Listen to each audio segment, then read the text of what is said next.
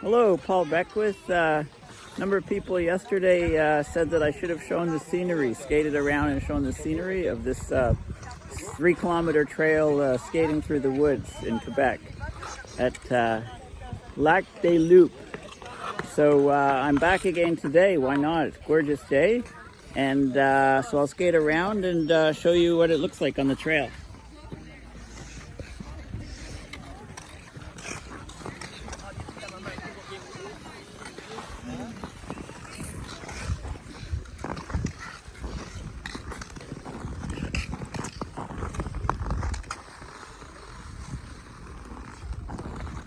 Lac-des-Loups, Quebec. See if we can see any wolves here today. It's a lot busier today than it was yesterday. I'm here later in the day. But it's still gorgeous. The ice is really smooth. Of course, until I wipe out.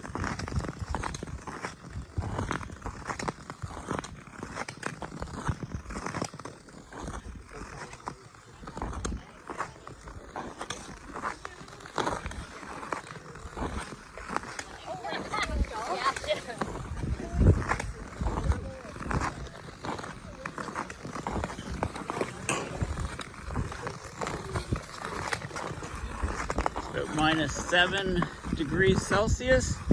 We're in the trough of a jet stream up here in Quebec, so we get cold temperatures, but the jet stream is moving over us. The wave is going to cross us, so we're going to move from the trough of the jet stream to the ridge.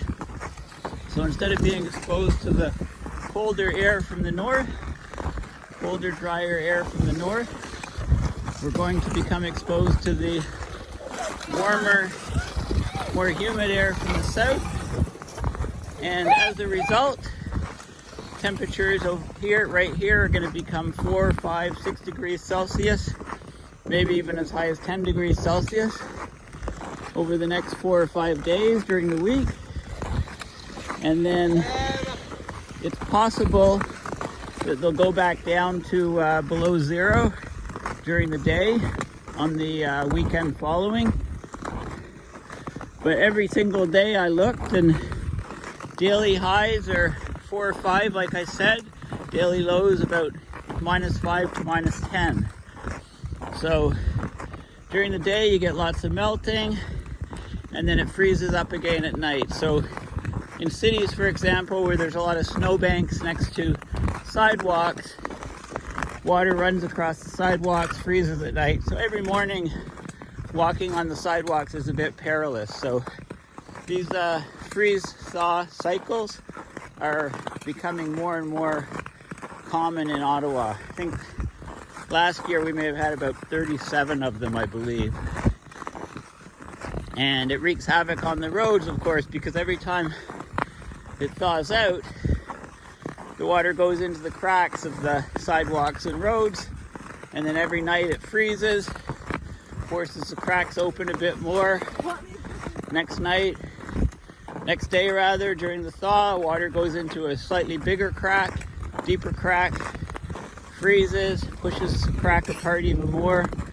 And after a bunch of cycles of this, you end up having a big hole in your asphalt road or in the pavement, and all this stuff is very, very expensive to fix.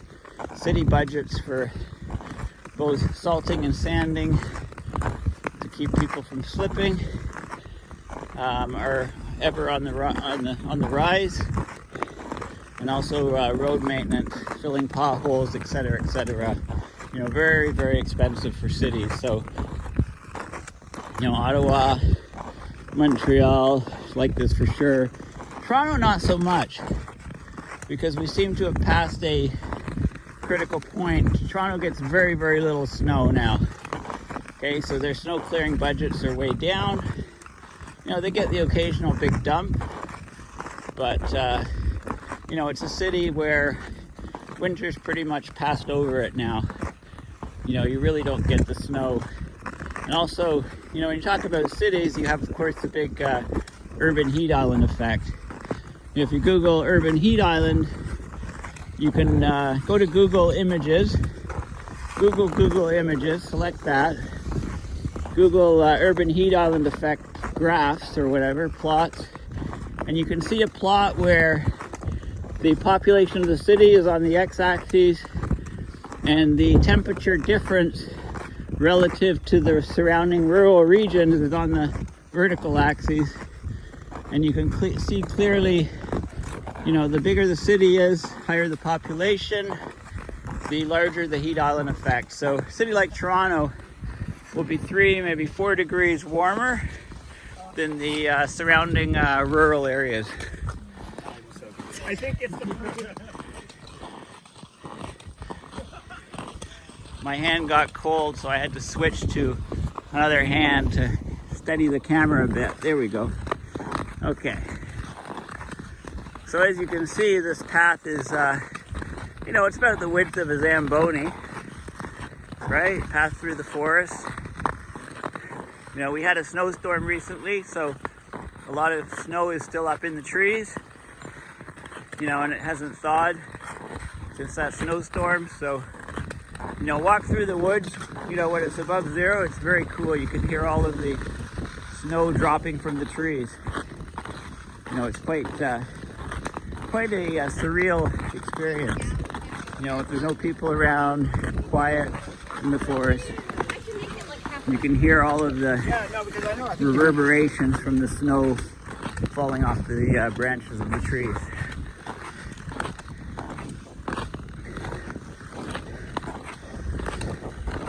I'm a bit tired today. I'm not used to all this exercise. So I have one of these heart rate monitor trackers. You know, you can go and get a Vivio or a Garmin. You know, Fenix is a very good model. And it tracks your heart rate, looks at your heart rate variability.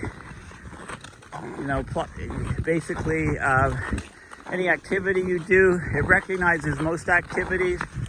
But since this thing is an American company, didn't have skating as one of the activities, so I had to set it up myself. But it has a GPS on it, so it'll show the circular route that I've been skating and how many laps and all kinds of stuff like that. And it does monitor your stress levels. I am not sure how accurate that is, but it looks at the heart rate variability. And I think if your heart rate, so you know your heart beats at a certain frequency, but there's a variability in that frequency, and I believe that you're supposed to have high variability. And if you have low variability in your heart rate, then it means that you're under stress, apparently. So it has me up for quite high stress levels. I was a bit surprised because my blood pressure's 110/70. You know, pretty good for my age, for any age actually. But heart rate variability seems to be on high, and I think it's probably because I play too much bullet chess, which is chess where, you know, you're timed. The application is Lichess, Li chess, and you can set it up and play. You play people all around the world, and I usually pick 2/1, so I get 2 minutes for all my moves in the entire game, or I lose on time. Every move I make, it adds 1 second. But you know, I do that for relaxation. But if I'm more wired after doing it, you know, it's hardly a good relaxation technique. So thus the fitness tracking watch and you know, more exercise to see if I can get my resting heart rate down, generally a better fitness. It also tracks your sleep. You know, it tracks everything, all the different sports that you do. You can actually set them, swimming, whatever, cycling, exercise bikes at the gym. It does everything. Anyway, I don't get royalties. I haven't really told you even the model, so I'm not trying to sell anything, of course. I'm just going right every time. Okay, and I should end up back at the beginning here, but it's a beautiful day, you know, very scenic. I hope you're not getting seasick or queasy from the motion of the camera. I'm trying to hold the camera as steady as possible, and there is some motion stabilization on the camera, so that should help. You know, I mean, we're a world of technology, right? And yet we have such idiotic politicians and do all the wrong things as far as the environment is concerned. But, you know, maybe at some point we'll learn our lesson, you know, as things continue to go downhill. I shouldn't say go south. You know, going south used to mean going downhill, but that's not really fair to people living in the southern hemisphere. I wonder if they say, when things are going terrible, if you live in Australia, do you say, hey, things are going up north? You know, I wonder if people use that expression. But anyway,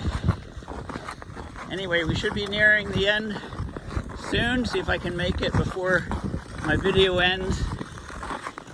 And,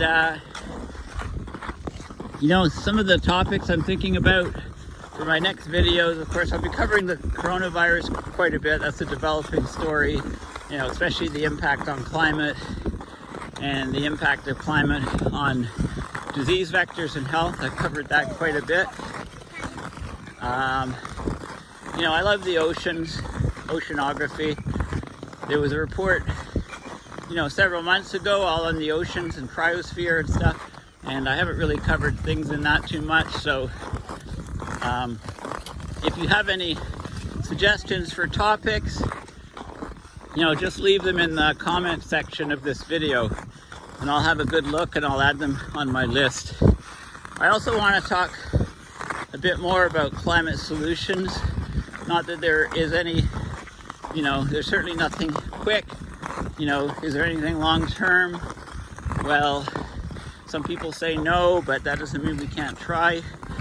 So I do want to talk more about the Healthy Climate Alliance. Just had a conference call yesterday with them. You know, different ideas to get methane out of the atmosphere. Of course, methane is a huge problem. It's on the rise, and it's a very powerful greenhouse gas. I like one of the ideas I like is iron salt aerosols. So you use these iron salts. So they're these compounds, and if they're in the atmosphere, they act as cloud condensation nuclei, create low-level clouds, cause cooling. But the iron also seeds the ocean, stimulates phytoplankton bloom, and they do have some action in catalyzing the destruction of methane in the atmosphere, or at least contributing to lowering of methane levels.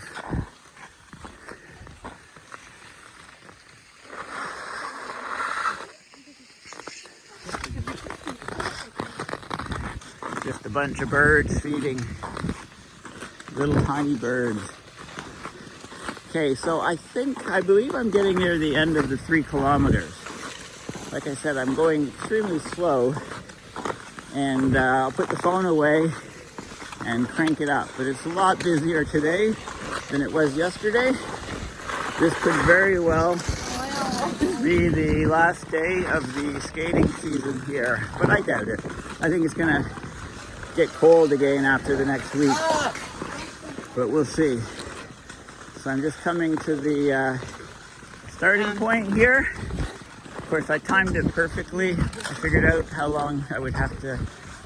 the speed I would have to skate at in order to arrive back at the beginning in just under 15 minutes, so I can have my regular 15-minute videos. Of course, you know, I could change this and have much longer videos, but I prefer to have videos in shorter chunks. And I think a lot of people prefer that. Who wants a really huge, long video? So here we are at the end, and I hope you're getting some exercise today and having as great a day as I am. Anyway, thanks again for listening.